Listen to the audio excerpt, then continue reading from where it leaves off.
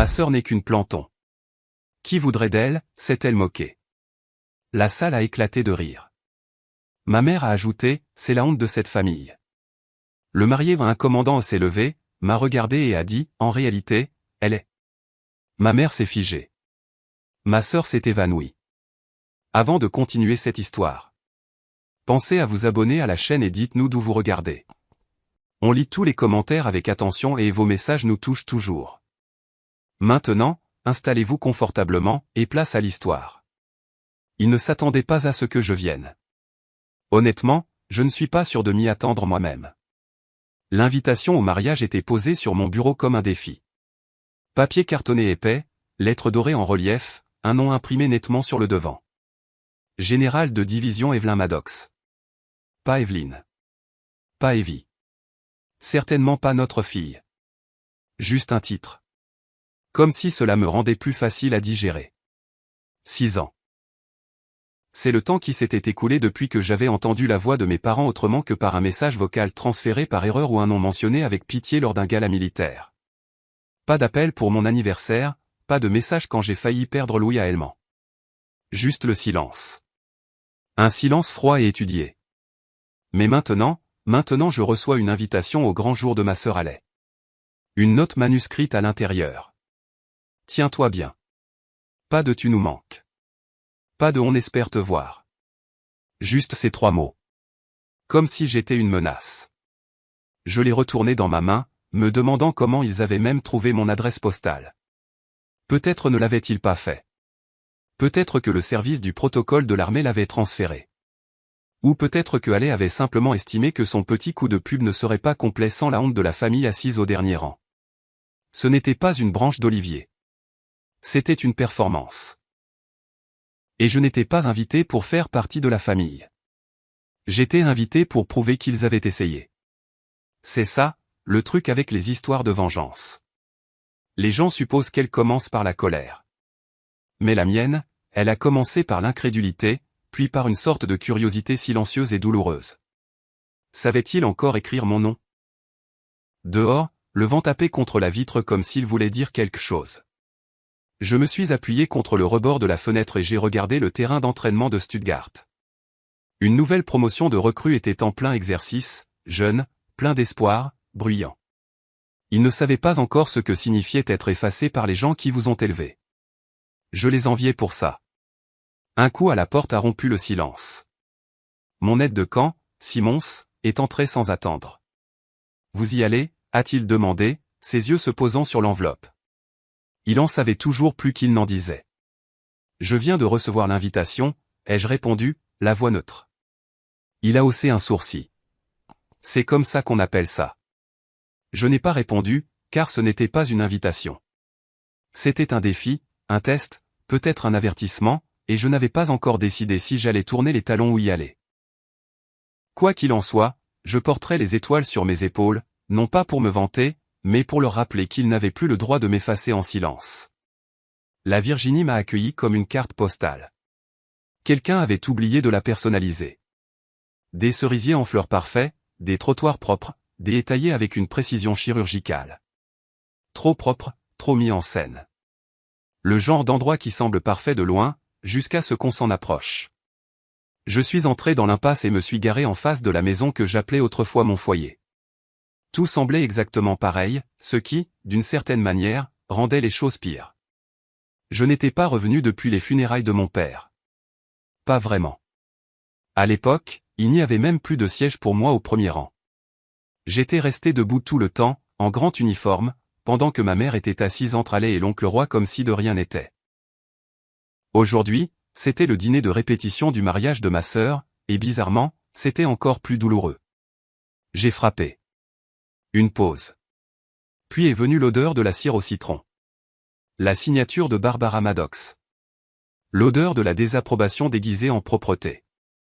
La porte s'est ouverte. Elle a fixé mon uniforme un instant de trop. Evelyne, a-t-elle dit, la voix égale. S'il te plaît, ne gâche pas ça pour Allais. Pas de bonjour, pas de tu as l'air en forme, juste un avertissement. J'ai à peine hoché la tête. À l'intérieur, rien n'avait changé. Le même vaisselier, le même lustre, la même tension qui vibrait sous la table en acajou. 14 personnes y étaient assises. 15 sièges. Devinez lequel était le mien? Tout au bout, juste à côté du buffet. Le seul endroit où la chaleur de la cuisine vous réchauffait juste assez le dos pour vous mettre mal à l'aise. Pas à côté de Haley, même pas au milieu. Il savait exactement ce qu'il faisait. Personne n'a dit, Evelyne est de retour. Personne ne m'a présenté. J'étais juste là, comme une ombre dans un uniforme à mi-donner. Une cousine a levé les yeux et a chuchoté à quelqu'un à côté d'elle. J'ai surpris le mot « sécurité ». Je n'ai même pas tressailli. Mais peut-être avez-vous déjà vécu ça. Entrer dans une pièce qui contenait vos souvenirs et vous sentir comme un étranger. Si cela vous est déjà arrivé, je parie que vous vous souvenez encore du silence, plus fort que les rires. C'est fou comme les gens peuvent vous effacer sous vos propres yeux, n'est-ce pas? La salle de réception ressemblait à une page de magazine. Nappe blanche, assiette à bord doré, une sculpture de glace ridicule en forme d'initiale entrelacée. Tout criait la perfection, sauf le plan de table. Mon nom n'y figurait pas. Je me tenais devant le chevalet en laiton, parcourant les rangées. Haley et Andrew à la table 1, nos parents à la table 2, les cousins aux tables 3 et 4. Et ainsi de suite, pas d'Evelyn Maddox, pas de général de division, juste un minuscule « E. Maddox » griffonné en petits caractères à la table 12, près de la sortie de service. La serviette à ma place était d'un crème légèrement différent, subtil mais clair. Pas une erreur, un message. J'avais vu des champs de bataille avec moins de calcul. Haley flottait dans la pièce comme si l'air lui appartenait. Robe parfaite, maquillage impeccable, ce sourire caractéristique qui inspirait confiance, même quand elle retournait le couteau dans la plaie. Elle s'est arrêtée près de ma table juste assez longtemps pour sourire et dire « Je leur ai dit de ne pas faire une décoration trop militaire de ton côté. » Puis elle s'est éloignée avant que je puisse répondre. Je n'étais pas surprise, mais quand même. J'avais sauvé la vie de son fiancé, et maintenant j'étais traité comme un +1 que personne n'avait réclamé. Les discours ont commencé. Papa en premier. Apporter un toast au nouveau départ. Maman a ajouté, à la loyauté et à la grâce. Ils ont tous les deux regardé à travers moi. Aucune mention de la fille qui avait traversé la moitié du monde. Aucun remerciement pour ma présence. Aucun mot de bienvenue. Puis Haley a pris le micro. Flûte de champagne dans une main, elle tournoyait comme si c'était son grand moment à Broadway.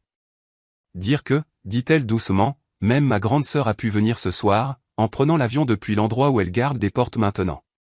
La salle a ri. Pas doucement, pas avec gêne.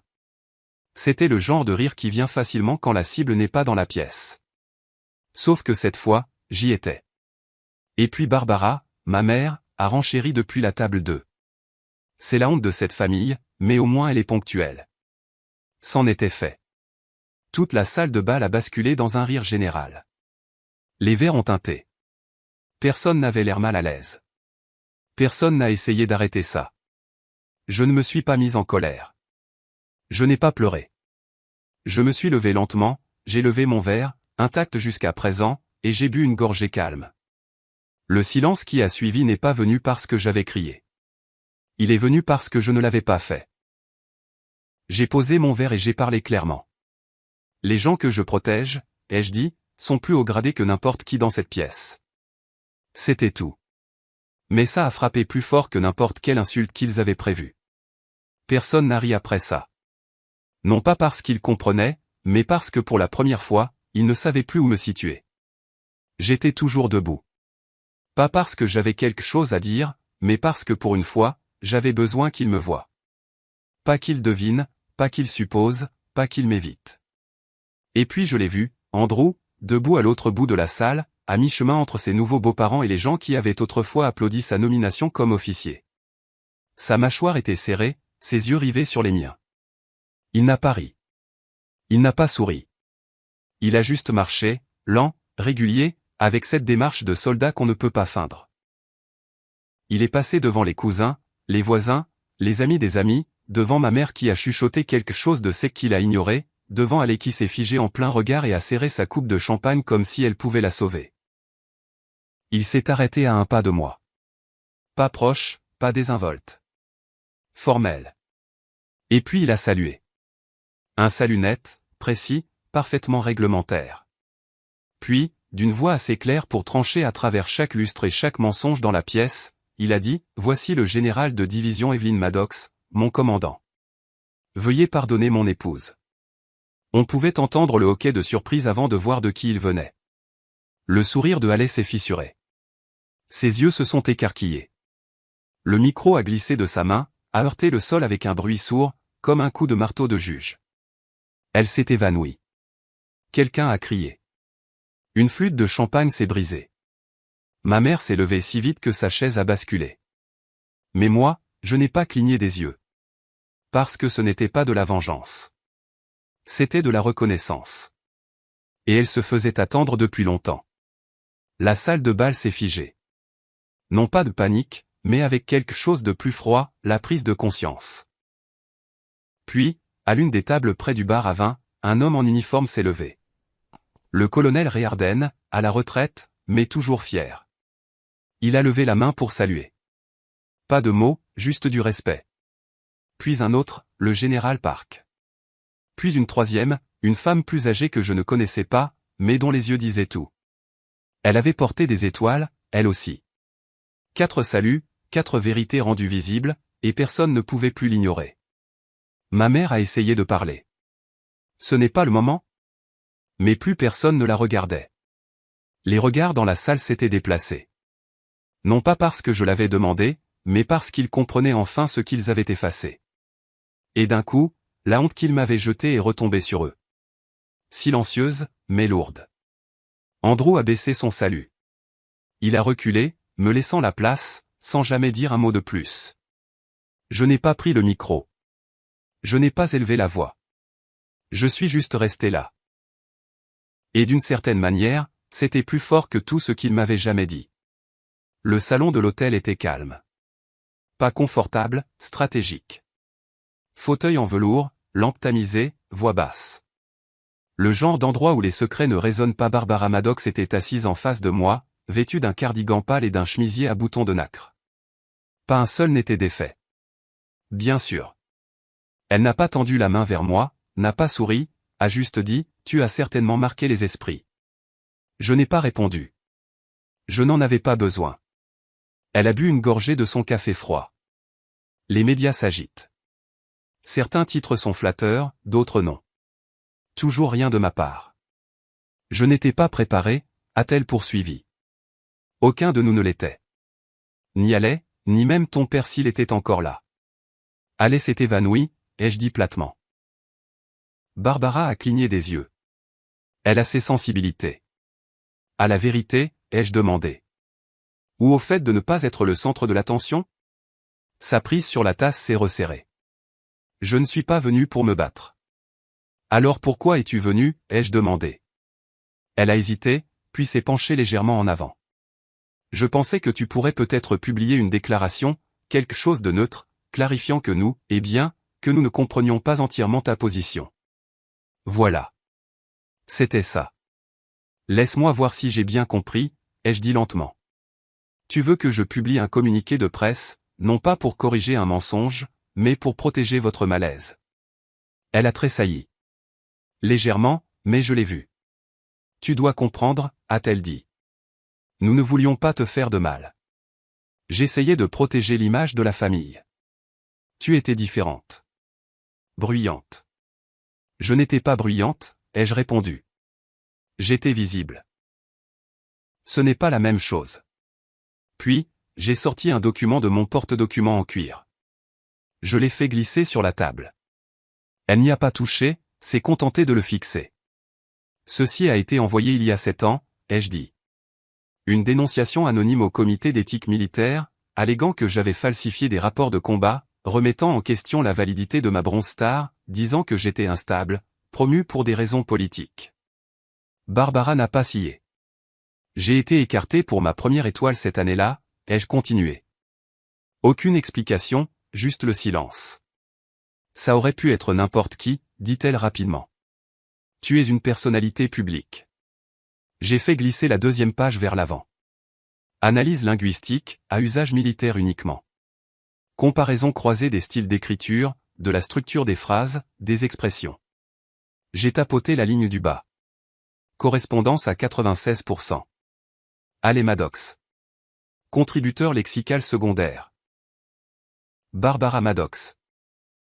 Les lèvres de Barbara se sont entr'ouvertes, puis refermées. Pour la première fois, je l'ai vue. La fissure derrière les boutons de nacre. Toi. A-t-elle commencé? Je ne l'ai pas écrit. Mais tu lui as donné le langage, ai-je dit. L'accès, les documents, le ton. C'est elle qui l'a envoyé, mais c'était tes empreintes. Elle a baissé les yeux sur son café. Il était devenu froid. Tu ne m'as pas seulement ignoré, mère, ai-je dit. Tu m'as saboté. En silence, professionnellement, efficacement. Ses yeux se sont embués, mais aucune larme n'est tombée. J'ai fait des choix, a-t-elle murmuré. Et j'en ai payé le prix. Je n'ai pas cessé de t'aimer, a-t-elle dit. Non, ai-je répondu. Tu as juste cessé d'appeler. Le silence qui a suivi n'était pas colérique. Il était plus lourd que ça. As-tu la moindre idée de ce que ça fait, ai-je dit, de regarder sa mère prétendre que tu n'existes pas? Sa voix s'est brisée. J'essayais de protéger ta sœur. Elle ne pouvait pas rivaliser avec.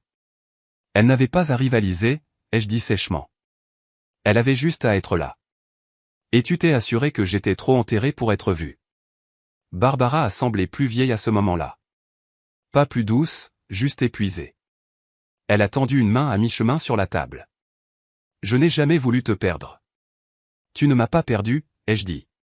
Tu m'as poussé dehors, puis tu m'as reproché de ne pas être rentré.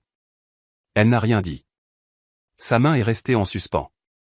Ne s'est jamais posée. Si quelqu'un demande pourquoi j'ai arrêté de venir, ai-je continué, ne dis pas que je me suis éloigné. Ne leur dis pas que c'était compliqué. Dis-leur la vérité. Tu as fait un choix, et moi aussi. Je me suis levé, j'ai laissé les documents sur la table. Elle ne m'a pas poursuivi. C'est ça, le truc avec la trahison de sa propre mère. Elle n'a pas besoin de cris. Juste de silence et de paperasse. La brise de la côte amalfitaine sentait le sel et le citron. Je me tenais pieds nus sur la terrasse d'un petit cottage niché dans les falaises, une tasse d'expresso corsée dans une main, la mer s'étendant sous moi comme si elle n'avait rien à prouver. Pour la première fois depuis des années, je me sentais apaisé. Pas d'ordre, pas de code vestimentaire, pas de cérémonie ni de salut. Juste la lumière du matin, une toile et un silence qui ne me punissaient pas d'exister. La presse n'a jamais eu la déclaration qu'elle voulait. Je ne leur ai pas donné de citation ou de petites phrases. Juste un moment, un salut qui disait tout, et c'était suffisant. Le clip du mariage est devenu viral. Plus de 3 millions de vues dans les premières 48 heures. La légende disait, ils se sont moqués d'elle jusqu'à ce que son grade réduise la salle au silence. Je n'ai jamais commenté, jamais partagé, jamais expliqué. Je n'en avais pas besoin. Des semaines plus tard, le Pentagone a appelé. Ils m'ont offert la présidence du nouveau comité consultatif d'éthique interarmée. Un poste construit, ironiquement, sur la trahison même qui a tenté de me briser. Mais j'ai dit non. À la place, j'ai lancé la Résilience Foundation, une ressource nationale pour les militaires dont la carrière a été sabotée par leurs proches, conjoints, frères et sœurs, parents. Nous les aidons à reconstruire non seulement leur habilitation, mais aussi leur confiance. Parce que parfois, les plus grandes batailles ne se livrent pas en uniforme. Elles se livrent à table, dans les conversations de groupe familiales, sur les sièges vides lors des funérailles. L'ironie, c'est que les personnes qui ont travaillé le plus dur pour m'effacer sont celles qui m'ont rendu inoubliable. Il y a quelques mois, ma mère a envoyé une lettre manuscrite. Elle disait qu'elle avait regardé mon interview sur PBS, celle sur la trahison et la chaîne de commandement. Elle a écrit. Je n'avais pas réalisé à quel point tu avais grimpé. J'aurais aimé te voir alors. Mais c'est là le problème. Elle m'a vu. Elle ne voulait juste pas voir. Et maintenant elle n'a plus accès à ce que je suis devenu. Non pas parce que je la déteste, mais parce que je m'aime enfin assez pour choisir la distance sans culpabilité. Le commandement sous le feu, c'est l'armée qui me l'a appris. Mais l'exil? Ça, c'est ma famille qui me l'a enseigné. Alors j'ai fait la paix avec. Ce matin, le garçon du village est passé avec un panier de pain et d'olives. Il a demandé dans un anglais hésitant, « Vous étiez vraiment général ?» J'ai souri. Autrefois, ai-je dit. Maintenant, je suis juste quelqu'un qui a décidé de ne pas disparaître. Il a souri et est parti en courant, pieds nus et en riant. Je me suis retourné vers la mer, et pour la première fois, le silence ne faisait pas mal. Avez-vous déjà dû vous éloigner? Non pas pour leur faire du mal, mais pour enfin vous protéger. Je ne demande pas de détails. Juste, si cette histoire vous a rappelé quelqu'un, ou un silence que vous avez vécu, dites-moi que vous êtes là. C'est tout. Laissez juste un cœur rouge ou un mot. Je les lirai tous. Merci d'être resté avec moi à travers cette histoire. Si vous vous êtes senti vu, ne serait-ce qu'un instant, alors je suis heureuse que nous nous soyons trouvés.